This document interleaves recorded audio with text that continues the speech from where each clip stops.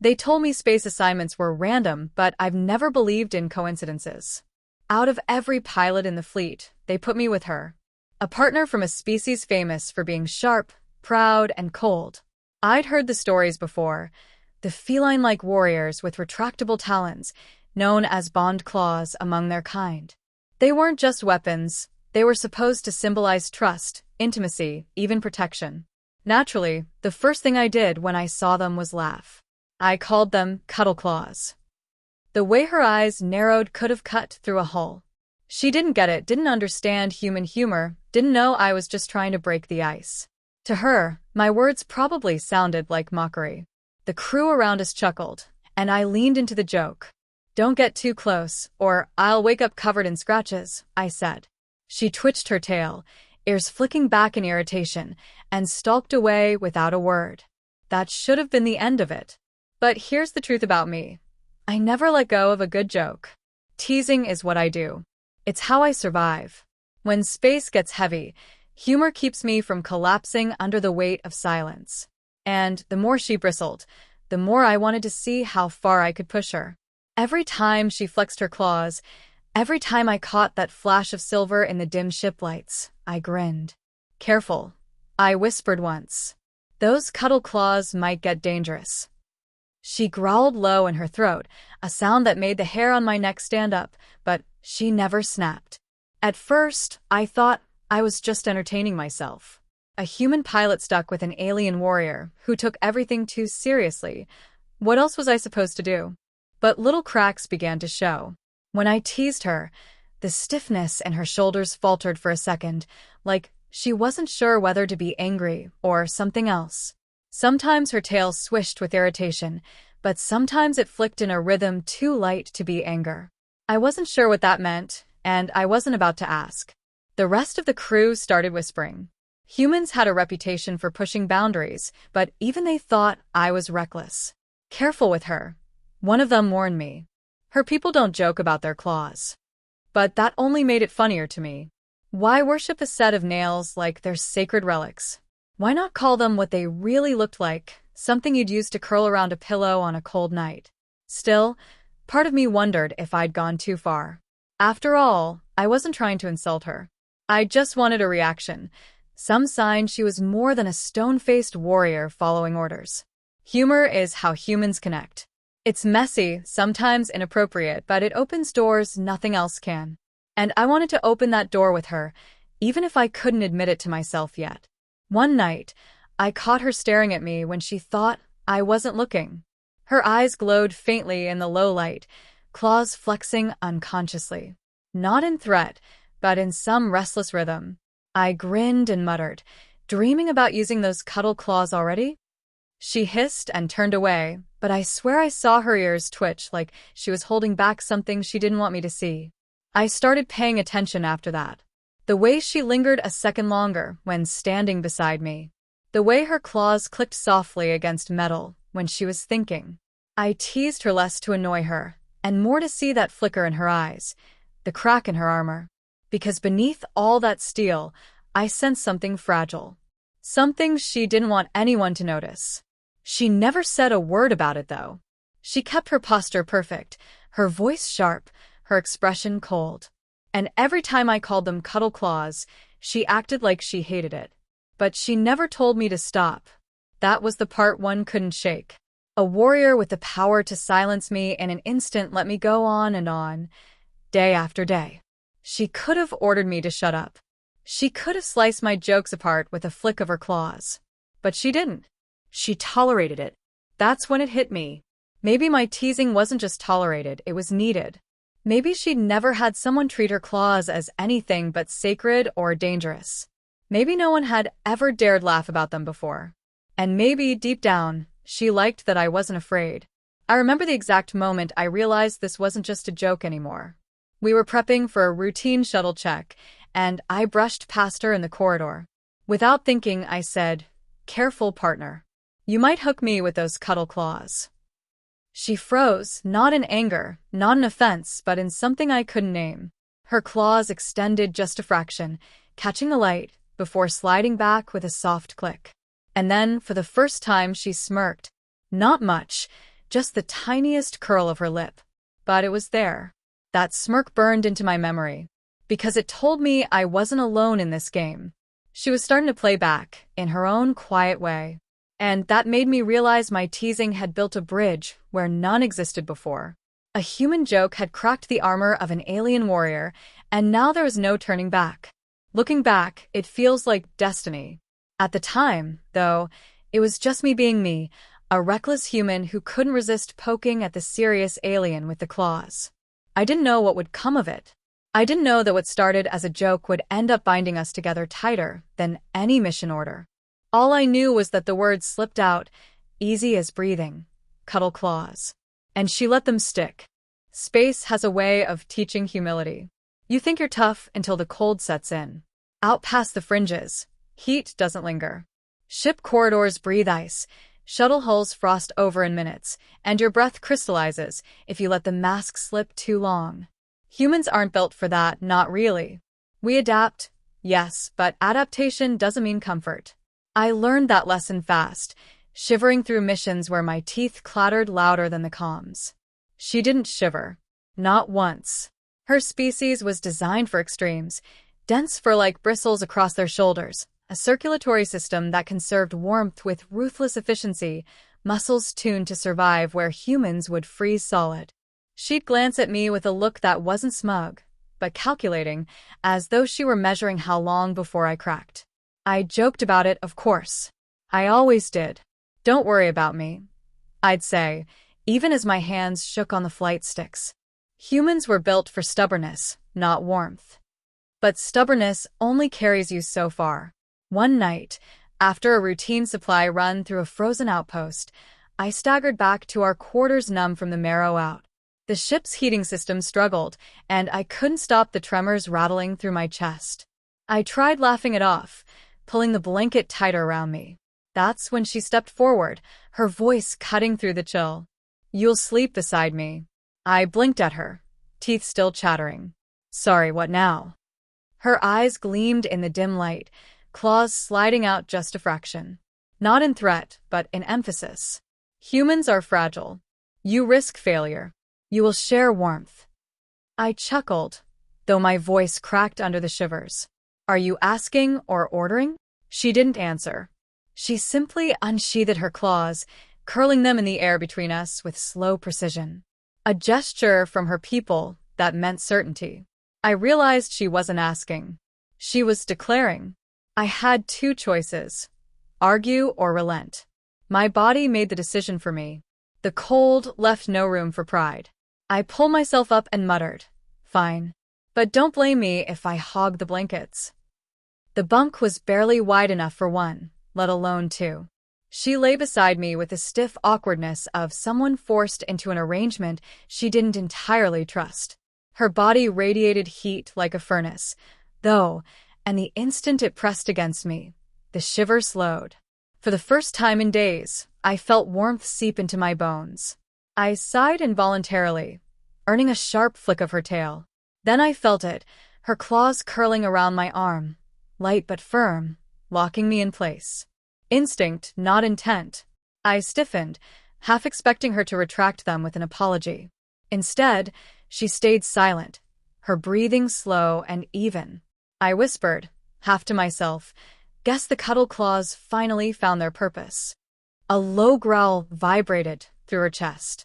Not aggressive, but warning. I smirked into the darkness.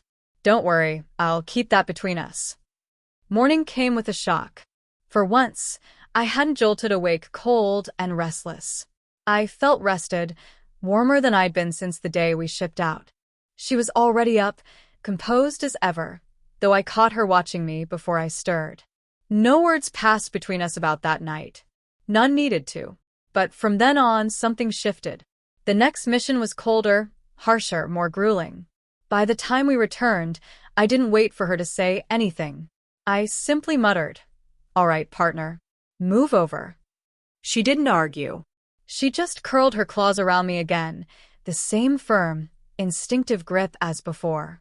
This time I didn't stiffen. I let it happen. Nights blurred together. Missions grew colder, but so did the silence between us shrink. It wasn't a spoken agreement, not at first. Just routine. Finish the mission. Return shivering. Share warmth. Her claws curled around me. I stopped joking about it as much, not because I'd lost my humor, but because the joke was already complete. What had started as teasing had turned into something neither of us wanted to undo. I began noticing details. The faint vibration in her chest when she was fully relaxed. The way her claws flexed and retracted slowly as she drifted off, as though adjusting to my presence, even in sleep. The warmth wasn't just physical, it was a shield, wrapping me in something I hadn't realized I was missing. Safety. She noticed things too. My muttered, half-dreamed words. My body shifting closer unconsciously. The way I stopped shaking even in the coldest missions once I knew she'd be there beside me. She didn't tease back in words, that wasn't her way. But her tail swatted against me once when I shifted too much in my sleep, and the huff of breath she gave sounded suspiciously like amusement. For her, this was more than survival. I could feel it in the way her grip changed. At first, the claws locked around me like I was an object to be secured, a fragile creature needing to be tethered. But as the days turned into weeks, her hold softened. The claws still curled, but now with care, like a hand resting on another without fear of breaking it. I thought about what the others had said, that her people didn't joke about their claws, that they treated them like sacred symbols. And here I was, wrapped in them every night, as if they belonged to me. It was reckless. It was insane. It was the most human thing I'd ever done. Because humans don't survive space by being the strongest or the fastest or the toughest. We survive by adapting, by turning danger into familiarity, by finding warmth where no one else dares look. And I had found mine in her claws. She never said it out loud, but I think she knew it too. The first night might have been duty, the second necessity. But by the 5th, the 10th, the 20th, it wasn't about survival anymore. It was about trust. And though I still called them cuddle claws when I wanted to see her ears twitch, deep down I understood the truth. They weren't just her claws anymore. They were our bond. Partnership changes when silence no longer feels heavy. At first, sharing warmth was survival. Later, it became routine. Now, it was something else entirely. The teasing that had once sparked irritation began to earn responses I never expected. She didn't laugh, not in the human sense, but her tail swatted me when I made a joke. Her ears flicked when she wanted me to know I'd crossed a line, though she rarely pulled away. It wasn't mockery anymore, it was play. She even tried her version of teasing. Once, when I stumbled groggy from lack of sleep, she muttered in her clipped accent, "Fragile human needs early rest. Perhaps without me, you freeze." The way her claws tapped against her thigh betrayed amusement. I stared, then grinned. "Careful, you're getting good at this. Soon you'll be funnier than me." Her eyes narrowed, but the tip of her tail flicked with smug rhythm. The missions didn't get easier. Every planet felt colder, every outpost harsher. Yet the nights never bothered me as much. I looked forward to them, though I never said so. She'd settle beside me, claws curling with instinctive precision, holding me in place like I was something she refused to let go of. I used to tense at the contact, but now it grounded me. The cold could bite as much as it wanted. Her warmth shielded me from it every time. One night, as the hum of the ship filled the silence, I noticed something new. The faintest vibration thrummed in her chest, steady and soothing. Purring. At first I thought it was accidental, a reflex, but when I shifted slightly closer it deepened. I didn't comment. Some things didn't need words. In return, I gave her what humans are best at, observations, stories, little fragments of thought spoken into the dark. I told her about rainstorms on Earth, about the way water patters against rooftops, about the heat of sunlight after winter. She listened without interruption, claws flexing slightly when I said something that struck her. Her people didn't share stories the way we did. They spoke facts, records, orders. I could tell this was new to her. And though she never admitted it, she wanted more. Slowly, her walls lowered. She began asking questions, not about tactics or flight maneuvers, but about small, human things. What laughter felt like. Why humans used words that didn't mean exactly what they said. Why I insisted on giving her a nickname she pretended to hate. I told her humor was how we bridged gaps, how we survived being so small in a vast universe. That calling her Cuddle Claws wasn't meant to insult, but to pull her closer to me in the only way I knew. For a long time she was quiet, her claws tightening briefly around my arm. Then she said, barely audible, "No one has wished to bond with me. My claws are too sharp, unreliable. They say I cannot hold without harming." The words struck harder than any weapon. She had carried that belief in silence all this time. A warrior, disciplined and proud, yet convinced she was unwanted because of something she could not change. I turned to her, careful not to break her grip. "Sharp or not, you've got the best cuddle claws in the galaxy." Her breath hitched, a small sound, almost disbelieving. She didn't reply, but her claws retracted slowly, carefully, until only the tips touched my skin. Gentle, deliberate. In that moment, she wasn't holding me because she had to. She was holding me because she chose to. After that, the shift was undeniable. Our banter became smoother, less a clash and more a rhythm. She stopped hiding the purr when it came, and I stopped pretending I didn't find comfort in it. I teased less, but when I did, the words carried a softness beneath them.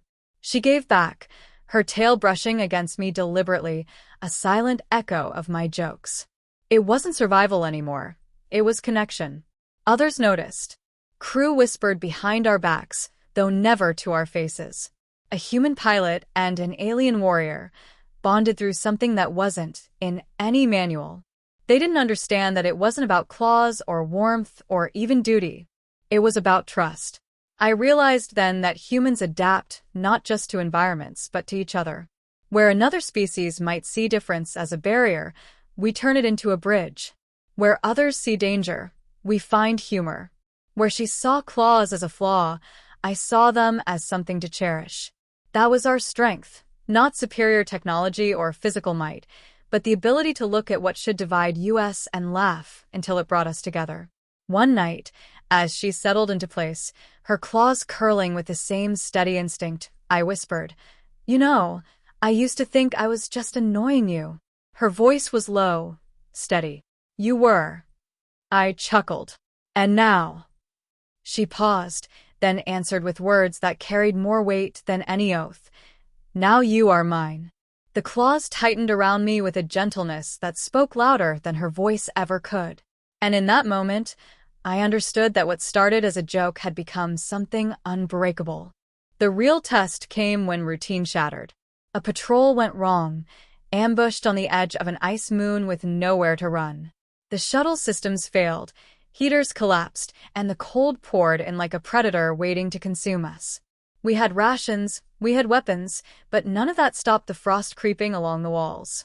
For a moment, I thought this might be the one place even human stubbornness couldn't push through. I laughed anyway. It was brittle, a defense against fear.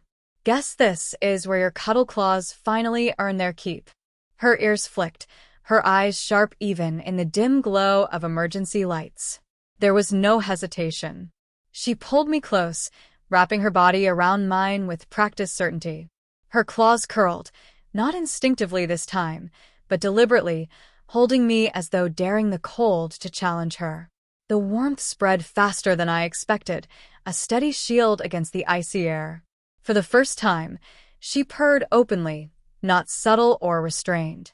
A deep, resonant sound that filled the silence and drowned out the hum of failing systems. I pressed closer, not out of weakness, but out of choice. "You know," I murmured, "I think this is the first time I'm not shivering in a crisis." Her claws tightened slightly. "Then stay still."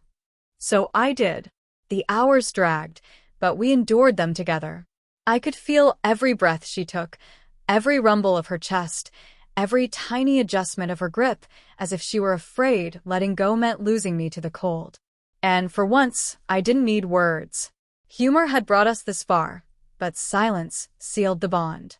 When rescue finally arrived, they found us pressed together, her claws wrapped around me like armor. No explanation was needed. The looks on their faces said everything. They saw not two individuals, but a partnership forged in the kind of fire only freezing dark can kindle. Whispers spread through the crew, and beyond them, through the fleet. Questions were asked. Curiosity bloomed. A human and an alien, bound not by contract or strategy, but by something older, simpler, more intimate. She didn't speak of it, not to them, not even to me at first. But I could tell she was aware of the shift. Her people treated claws as sacred tools, symbols of connection reserved for the rarest of bonds. She had wrapped hers around a human, night after night, and now the galaxy knew. Back on the ship, nothing really changed in practice. We still flew together, still returned shivering for missions, still shared the cramped bunk. But everything beneath the surface had deepened.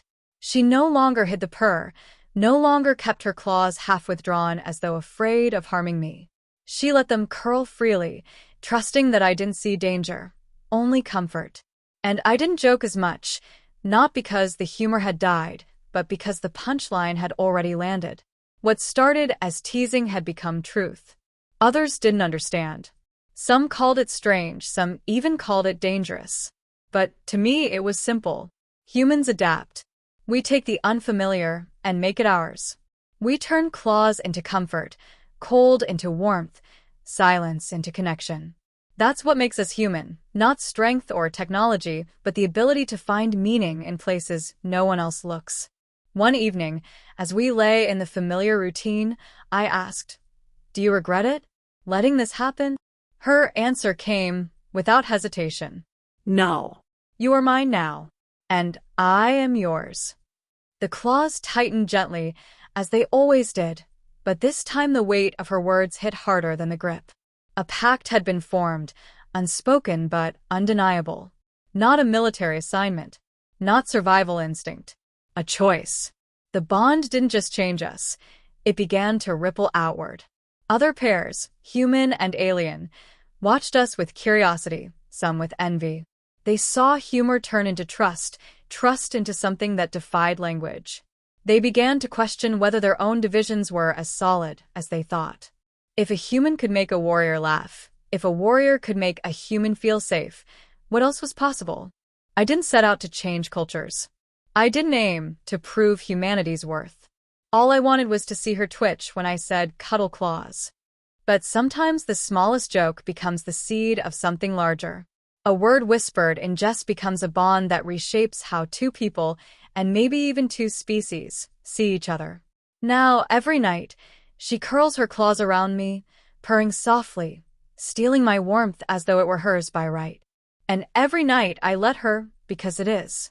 What once was teasing has become ritual, and what once was ritual has become the heart of who we are together. Humans have always been underestimated. We're fragile, breakable, ill-suited for the harshness of space. But we carry a strength no environment can freeze out, the ability to reach across differences and find kinship where others see only danger. That's what makes us endure. That's what makes us more than survivors. So, if anyone asks how a reckless joke turned into a lifelong bond, I'll tell them the truth. I teased her with cuddle claws. Now she's my partner. She steals my warmth every night, and I wouldn't have it any other way. And maybe, just maybe, that's what it means to be human among the stars, to turn even claws into comfort, to turn even the coldest nights into a reason to stay close.